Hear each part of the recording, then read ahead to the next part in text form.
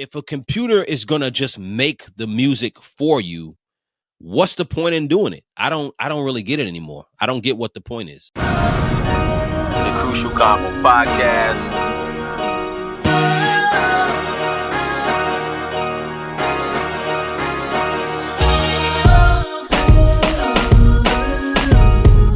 You could be anywhere if you're on this channel. Thank you for tuning in.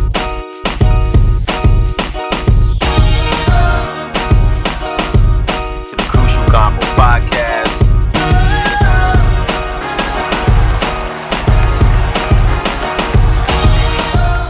All right, welcome back to the Crucial Convo podcast. Thanks for tuning in. Again, you're tuned in with your host, Kojo Afriye, and I hope everybody's great. If you haven't hit the subscribe button, hit that as always. I've been wanting to do a show on this for a little while. I've touched on topics about AI regarding other aspects of life, but I want to talk about music for a little bit, right? So, people who know me personally know kind of my history with music, a long history with music, never been famous, but I've had a long history with music, been a rapper, producer, recording engineer, still a recording engineer.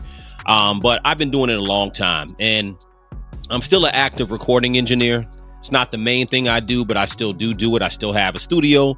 I still have a lot of long-time clients, and I've recorded hundreds, maybe thousands, probably thousands of people in the tri-state area over the last 10, 15 years or more. But so I still do sessions now and then, right? And I had a recording session yesterday with some longtime clients. And, one of the females I record, she was like, I think you should do a show on AI and how it's changed as far as music production and creation.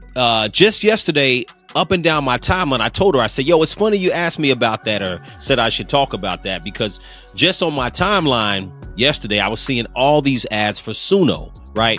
It's an AI generative tool that creates music and vocals and stuff like that. But where AI has gone in the last like 5 years, I won't even say 10, last 5 years with music is incredible. Now, taking it back a little bit, right? So I started creating music production in the early 2000s. So my first piece of equipment was, I was a keyboard guy. I wasn't a big MPC guy where a lot of hip hop guys use MPC samplers. But my big thing was using the keyboard because I like to kind of play keys a little bit and have a sampler. So I had the Yamaha Motif. And if you're old enough to know what a motif is, it's kind of the cousin to the Korg Triton keyboard. But anyway, point being is that, we had to create music, being a music producer, songwriter, but let's talk about the aspect of creating music. If you didn't play instruments, being like a hip hop pop producer, you were mainly gathering samples and sounds and you put them together. So sometimes you may be able to play a little bit, but you take samples, cut them up, replay them, all that. So there was a whole argument about sampling, and that's always been a conversation in regards to hip hop music for years, whether, you had the unks of the past be like, yo, you guys aren't creating real music. You guys are just replaying samples or just speeding up samples, stuff like that. So it's always been an argument out there about music. But AI, where AI has gone in the last, like I said, 5 to 10 years, I'll go back 10 years, but where it's gone in that time period has been now where it's like, I don't know if people are creating music anymore. Like I said, this Suno app was up and down my Facebook timeline yesterday. And I'm like, man, I'm like, yo, you can create music by doing a text prompt now. You can text the type of music you want to make into this program, and it'll do things and make music. And I've seen other apps. There's also an app called Arcade, and I'm sure there's other ones I don't know about. But I started to say to myself, like, damn, how far is it gone? How far is AI going to take it? Like, are you just going to be able to tell the computer what you want to make? I mean, is that creating anymore? Is creativity fully dead? I always wanted to be a singer. When I finally find a way, I cannot seem to get away. Yeah, that's not gonna happen. But would you believe me if I told you that in about 2 minutes, I turned that into this? When I finally find a way, I cannot seem to get away. Or this? When I finally find a way, I cannot seem to get away. Or this with some harmonies. When I finally find a way, I cannot seem to get away. Pretty crazy. It's the same lyrics, same melody, same rhythm, but now suddenly a professional singer. So let me show you the secret way on how to create professional vocals in a matter of minutes. You know, and I'm not even like a classically trained musician, so I'm not like a musical snob, like, oh, I play 5 instruments and all this stuff. But there's a certain level of musicianship, even if you can't play instruments, of having pride of just grabbing ingredients and being able to create something with your own hands. You know what I'm saying? At minimum, right? Or collaborating with people who can play. It's insane, man. People like Prince are rolling over in their grave right now. Real musicians are rolling over in their grave. I say all this to say that, you know, I kind of take it back to where like I said, when I started producing music, and I came up in the hip hop era, so I was sampling, but people who I really appreciated were like DJ Premier. It was like those kind of producers I looked at.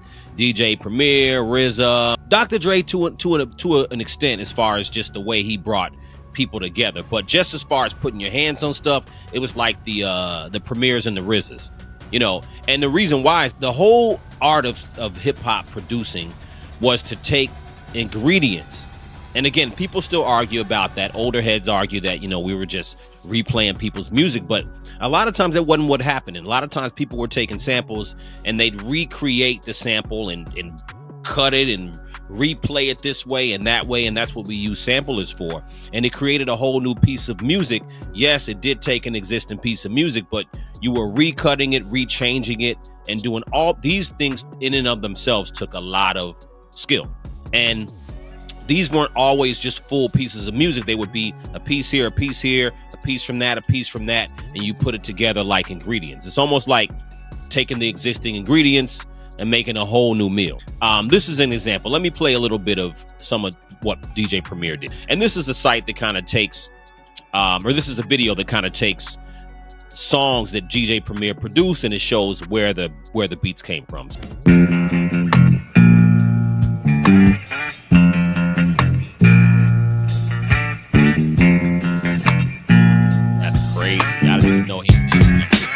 Bucka. You know the deal.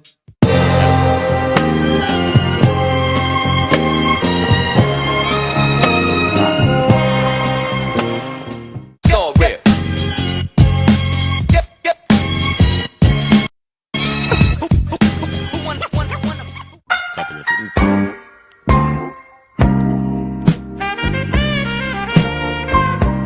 That's dope. I know that beat. Did it again. The whole artist sampling, it's a lot different than what's going on these days. So seeing what AI is doing to music, and I'm like, do people even create anymore, or do they feel like this is just normal and they're happy with it? I you know, I see a lot of people with these videos and they're showing all these different tools and things that you can do. Are you creating? Are you still in the driver's seat of creating? Or you're just telling a computer to do something and it's just doing it? It doesn't make sense. You know what I'm saying? So, and again, this is not just programming per se. It's really just telling the computer what to do, or the computer's taking something that you have and making it something totally different and making it better for you. That's not creating to me. So again, I'm not a musical snob, but I'm just like, how far are we really going to take this? You know what I'm saying? So let me play another example. This is all up my timeline.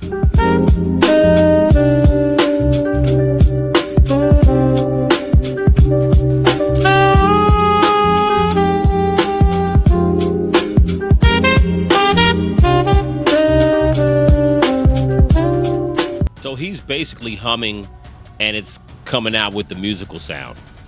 And I ain't gonna lie, it's actually kind of cool. You know what I'm saying? If I was still like 19, 20 years old, sitting in my room every day making beats, this might have been a little bit cool. But again, like I said, I mean, if you're not putting your hands on something, it's almost like, I don't know, how far are we really gonna take it? So I was looking at Suno. So Suno's pretty popular. It came out in 2023, so almost 2 years ago. It's been out about 2 years. And it's an interesting program, but there's been a lot of issues with Suno recently because they were sued by the Recording Industry of America and multiple record labels. So The premise of the suit is that they are using existing music and they're, importing, I guess they're either importing or taking pieces of existing music to create this AI generated tool to help you when you dump your ideas in. It'll take pieces of music. Now, what AI is doing to it, the ramifications of creating music. So here's the thing. Let's talk about music producers first, people who make and compose music, right? So, I was heavy into the whole music production game and pursuit of, making money in it heavily in my 20s. And the thing about music producing at that time, music producers used to make a lot of money. You know what I'm saying? I was not one of those guys, but I wish I was. But I definitely made some money, but I didn't make the Timberland money and the Pharrell money and, the Kanye West money and all them. But producers used to make a lot of money. And I think producers made a lot of money, especially in the hip hop. Well, not just the hip hop realm, but just in general. But talking about the hip hop realm, producers made a lot of money. I think mainly because there was a level of creativity to making beats that everybody really couldn't do. Not that equipment wasn't accessible 20 years ago in the early 2000s, but you really had to know what you're doing when you grab an MPC or a keyboard or a sampler, whatever it is you're going to use to make beats. Or if you do live instrumentation or you hire musicians to come in and play something, it takes a lot of skill to actually produce and compose some stuff. That's one of the reasons why I think music producers used to make a lot of money. But things started to slowly change, like I said. And I think that as time went on, I think back when I was heavy into music producing, when something called Fruity Loops came out, it was kind of like a guilty pleasure for some producers, because Fruity Loops was one of those programs when it came out that had a bunch of loops in it, already made loops. And a lot of people would just dump loops into the program and then put together music just using loops, right? They weren't necessarily playing anything, recreating anything so much. They were just dumping loops in. So that was kind of the first step to, I would say, that kind of was already made music. Where things have gone now, the thing about it is that the music actually sounds good. I ain't gonna lie to you. The music that I'm hearing from these new programs actually sounds really good. It's very realistic. The instrumentation sounds well, and it takes far, far less skill to make something that actually sounds skillful, which creates the next issue. If producers used to make a lot of money, they stopped making as much money because now you can make music a little easier with all these different programs that have been coming up. So you started having music accessible on YouTube. And let's not forget the fact that the digitization of music, when music moved away from a physical product after CDs, when LimeWire and BearShare and Napster came into play, that was kind of the beginning of the end for anything physical. So nobody's buying anything physical. Same thing with film. No one's going to Blockbuster and going to rent any DVD or VHS. It's all digital. So that obviously was a big part of the creativity of music and film. But creating it with just little to no effort, that has not become a real thing until the last 5 to 10 years. Like I said, people who create music who, if you're not selling physical copies as an artist, music producers and composers would do something called synchronization licensing. Sync licensing or synchronization licensing is basically you're giving someone permission to play your music during a film, or TV. So it would synchronize with something visual. It would be music synchronized to something visual. That used to be something that producers, who weren't producing large, big artists and weren't big name producers, that was another way to make pretty good income, because you could get placements on TV shows, movie, and your music would be sync licensed in there, and you get paid usually a licensing fee up front, and then you get some royalties on the back end. But needless to say, I think one of the things about AI music is, I think that, and again, some people are arguing this. They're saying, hey, some music supervisors, who are on TV shows and movies, are not necessarily wanting AI music and are trying to stay away from it. But again, can you really tell the difference between some of the AI music and real humans creating the music?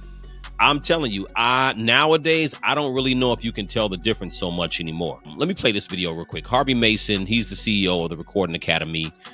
for the Grammys. I want to play his video for a little bit as he talks a little bit about the music industry changing. And when did you sort of realize that AI was really going to be impacting the music world? Do you remember the moment that this dawned on you? Of course. It's like when you saw the lunar landing, or when you saw, an assassination of a president. Almost, it's that serious for creators. I remember being in the studio and somebody saying, have you seen such and such application and how it works around music creation? I said, no, I haven't seen it. And pulled it up on the laptop, typed in a few things, and it started spitting out music. Before that, I had seen it in other iterations, not quite as advanced, maybe things that could enhance a vocal, or things that could create a drum loop or a chord progression.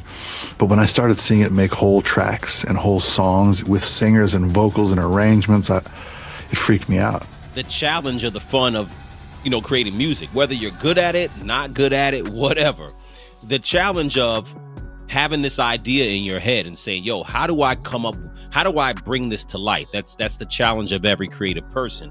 How do I take this idea in my head and really bring it to life? So I got to figure out how to play the melody. What's the instruments? What do I use? Getting a singer. I mean, these are the things that producers like myself and a lot of my peers, this is what we would do. We would play. You have your ability to bring stuff to life, and sometimes you need to collaborate with people. There's samples, you use samples. And the other big thing of it was, and this is something that these programs are doing now, a big thing used to be where you would hire what we called a reference singer or a demo singer. When you created a song, or you collaborate with a songwriter and you wanted to have this song demoed in a way that's, a real quality demo that you could pitch, you had to have a good singer. And that used to be the thing. I used to hire and pay a reference singer or a demo singer to come in and sing the song.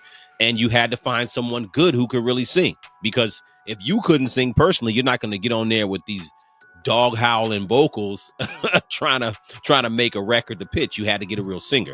So these programs now, like Arcade, Suno, and probably others, like I said, I can sit in there and I can sing okay, but I can't sing. So, now they have these programs. You can get in there, get on the microphone, sing on your phone or whatever, and just import an audio into the program, and the AI will just create, the song. I've seen other prompts where people put the a text prompt into the thing, and they type out how they want the song to be, or they just type out the lyrics. Remember when you had a song idea and you had lyrics? Now people are just taking the lyrics off their iPhone or Android, dumping them into a program, and then they put the type of song that it should be, and the AI will spit out this demo with the real voice, and then they can, not really add instruments physically, but they're typing the instruments they want, or the style of instruments, and they'll add in there. So it's amazing. It's cool to watch. I can't lie. It's a cool thing to watch. But I say to myself, like, yo, where is this going as far as music creation? And is it creating? How do you feel when you create something that you didn't really create? You know what I'm saying? You're like, it's amazing. It's amazing where we're going as humans. And I think that it also creates a whole issue with copyright and all of this, because now the reason why Suno and probably some of these other apps are going to start getting sued, because in order to create this AI music, they are basically taking pieces of existing music, right, and essentially giving it to other users who are using this platform. So I think the thing about AI, I think that the people who are going to profit the most are the people who are making the programs. I think users, and I was telling the artist I was recording with yesterday, I was telling her, I said, you know what? I'm not really against AI when it comes to creativity. I'm not against it, right? AI is great for like editing videos. I think is good. AI is good for tasks that, you don't want to do, tasks that save you time, right? If you're going to make shorts or you're going to clip up videos, yeah, sure. AI is great because it'll clip up videos, make titles for you. Those things are great.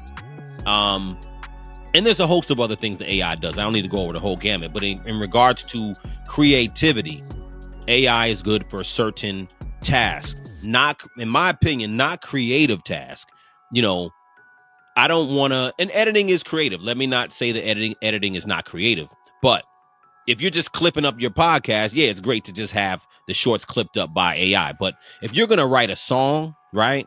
If you're going to create a piece of music and say, this is my song, I'm going to put it out, or I'm going to give it to someone else to sing and they're going to put it out and make this song, I would think you want to actually make the record. I think that's the whole journey of making music and seeing what you can take in your head and take it to all the way to fruition. That's the great feeling about making a song. And if you've ever made music, you understand that feeling when you finally hear something that was an idea and was, brought, to fruition. But I'm an unk now, right? So if you're like a young, kid in high school or in college, and you're young and you're trying to make music, maybe you see it totally differently. Because again, like I said, back in the day when I was sampling and using samples from keyboards and following guys like Premier and all the other, hip hop producers who were sampling tons of them, right?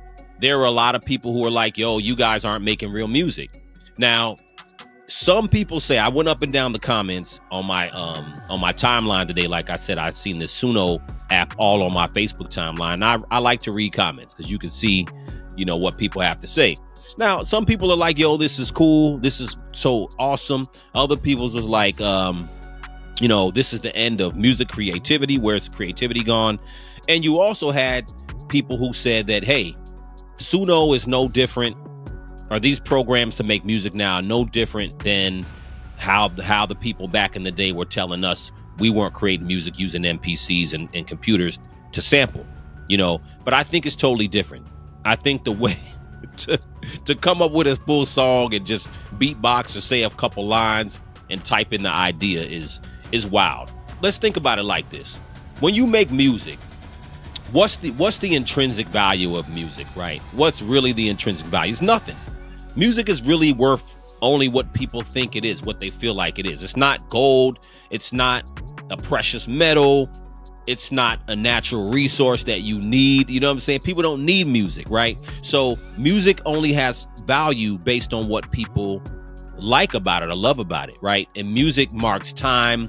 It marks anniversaries and memories in your life that you hold a dear heart. And a lot of times you listen to a song, it'll take you right back to a place that you were. What's going to happen for the future, right? If people are going to synchronize music in movies and film, are people really, music supervisors, are they going to continue to pay a lot of money? And they're already not paying a lot of money anyway now, right? But they're really not going to pay any money because the music is so accessible.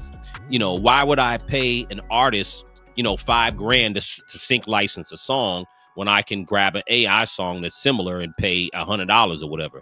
You know what I'm saying? So will it replace humans who make music? Of course it will not. But what it does, it really cheapens the idea of creativity, right? So AI should assist. It should not fully create. You have people who are, people are talking about, I'm gonna write a book using AI. I think that's whack. I'm gonna just be honest with you. If you're gonna write a book, AI could edit it for you.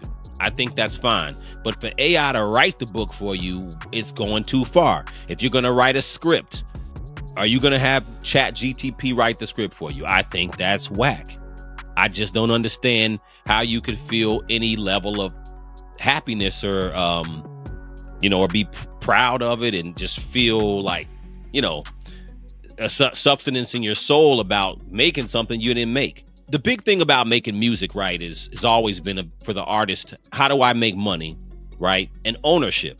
Right? Those are the biggest things. Like if you're going to make music, it's always been like, yo, I got to make sure it's copywritten. I own the music and ownership. When you create a piece of music, and I'm not even going to go into copyright law and all that. I'm not going to go into all that. But generally, when you create a piece of music and you've created it, you're the owner of it. And then you register it with the copyright office. Now it's like if you're creating music, prompting the music to be created, in a program like Suno, who owns the music? Welcome to the Audio Mastering Short Explainers. Now, there are 3 questions you should really be asking before you dive into an AI music service like Suno. First, do I own the music that Suno generates? Second, Can Suno create extensions for a song? You know, where you give it an original track to build on? And third, who owns those extended parts? Instead of spending half an hour trying to find and read through Suno's terms of service, we're going to give you these crucial answers in just a few minutes. Okay, let's get into this short explainer now. All right, let's get right to it. The whole idea of AI music tools like Suno is, absolutely incredible. But it also opens up this huge can of worms when we start talking about ownership. So when you generate that perfect track, who actually gets to say it's theirs? Let's break down exactly what that means for you. Okay, so here's the deal. If you're on a paid plan, that's the Pro or Premier tier, Suno officially hands over its rights to you. That means you can use your creations for commercial projects, put them on Spotify, use them in an ad, whatever you want. But if you're using the free or basic plan, it's a completely different game. That music is for your own personal, non-commercial use. And this is important. You absolutely have to give credit to Suno. I'm gonna tell you right now, most people who create music, I don't think are gonna pay attention to that at all. People they're gonna open up that program and they're gonna start making music or whatever they think is making music, and they're gonna think, yo, I own this music. And if you're not paying attention, they're telling you your rights are based on your subscription level. See, that's the difference between music production programs of the past and now. Music production programs of the past did not make the music for you. All those AI voices that you can automatically make by just or just saying a couple words, I love you, and then it barks out or sings out all these great vocals mimicking what you just did in a better way. That's not free. But hang on, because this is probably the single most important detail, and it's pulled right from their terms. Even if you are a paying customer, Suno explicitly states that they do not guarantee your creation can be legally copyrighted. The whole legal landscape for AI-generated stuff is still, well, it's pretty foggy. Oh boy.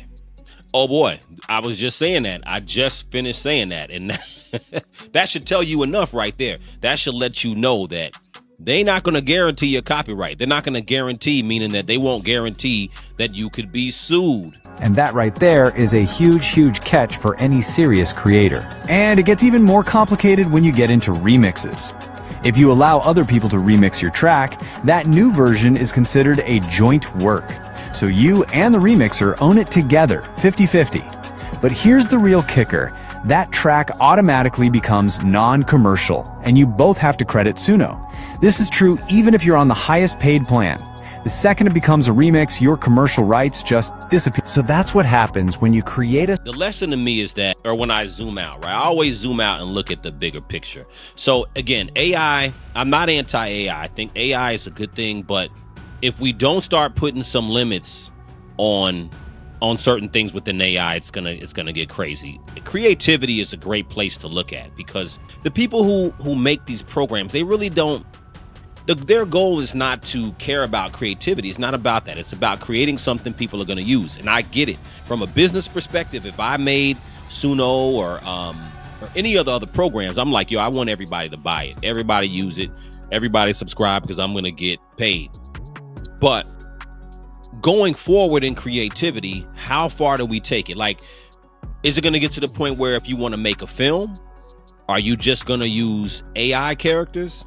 Is it going to be to a point, if you're an artist, if you can't draw, will you just be able to tell the computer what you want and the computer will draw it for you and print it out on a canvas? I mean, how far are we going to take it? Like, where does the skill and the love of humans creating something, and not only creating something, but just striving to create something, right? Striving, even if you're not good at music, even if you suck at music, whether it be producing or songwriting or singing, even if you suck, how can you get better? I know when I started first making, everybody who first started making music production beats was trash. Everybody was trash. No one got up on a sampler or keyboard, whatever. Even people who play instruments, who are proficient in playing instruments, are not necessarily good composers and put together good music.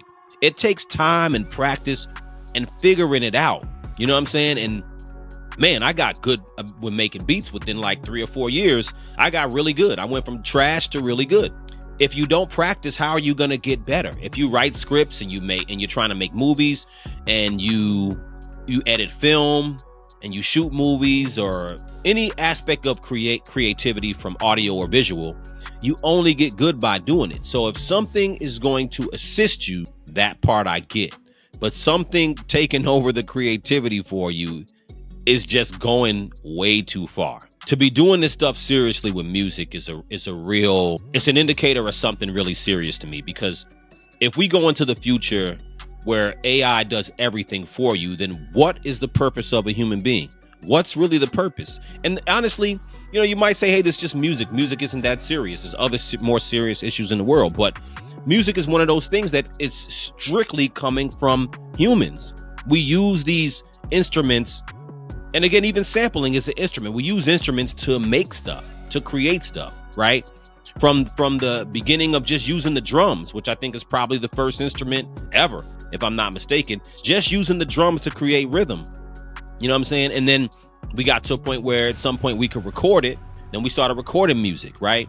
But if a computer is gonna just make the music for you, what's the point in doing it? I don't really get it anymore. I don't get what the point is. I think it will kill the creativity of music. I think it's gonna further kill the business of music, and that's the reason why people don't really make money in music that much anymore. People are still making money in music, but it's really dampening and cheapening the level of music from a commerce perspective, because it's just cheap.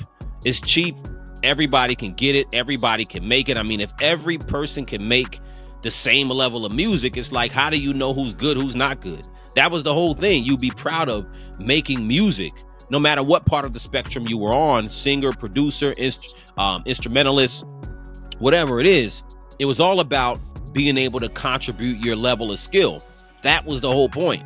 That's why you'd be recognized to get awards and stuff like that, because you're like, oh, my level of skill garnered me so much attention and sales, and this is what people were fighting for. But I don't, what's going to be, what's the purpose of a Grammy or any type of award or sales? I don't understand. You're just telling it to make something for you. You know what I'm saying? It's like a chef who just brings the ingredients in the kitchen and dumps it in a bowl or dumps it on the counter, and a robot will just go ahead and make it for him. And then he calls himself a chef. Look at what I made. Look how great I am. And the robot figured out how to blend the best ingredients, how to put everything together to make it a great meal.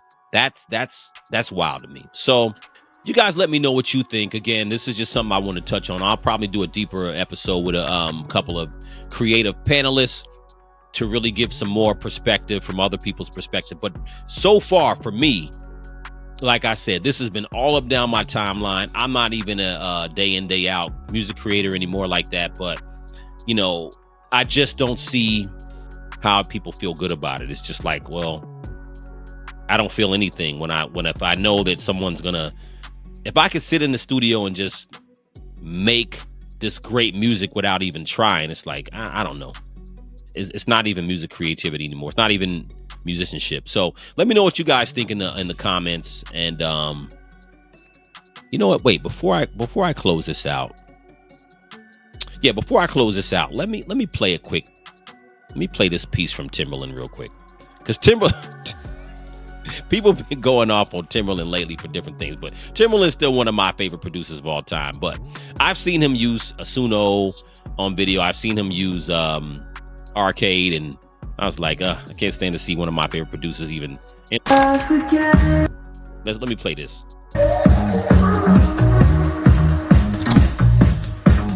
I don't see you no more. Come on, man. Come on, man. What? Are we doing this in real time in front of you? I always loved music. I didn't say what I can get into it. I just let music guide me. My music diversity is so broad. It was Missy, there was Genuine, there was Static, rest in peace, Player, there was Aaliyah, Jay-Z, Beyonce. The list goes on and on. All those people was collaborations. Back then I wasn't just like hip hop, I was everything. So it's like I just wanted to bring my hard knock to all genres of music. And that's what I did. I just love innovation. I love things that can take what I've been doing for 30 years of my life and making it better. All of these tools are just making it an easier way for you to communicate your artistic flow that's want to come out of you. I always go back to this saying of Quincy Jones didn't make Thriller till he was 50. What is my Thriller with this technology, these tools I got? Suno is the tool. It is the tool to turn your music into something that you have never heard. So we here I hate it. I just not Timbaland, but I hate the aspect of remixing something, creating something that's just with a button. I just feel like the effort to take if you're gonna remix something, to take the instrumental and make a new track,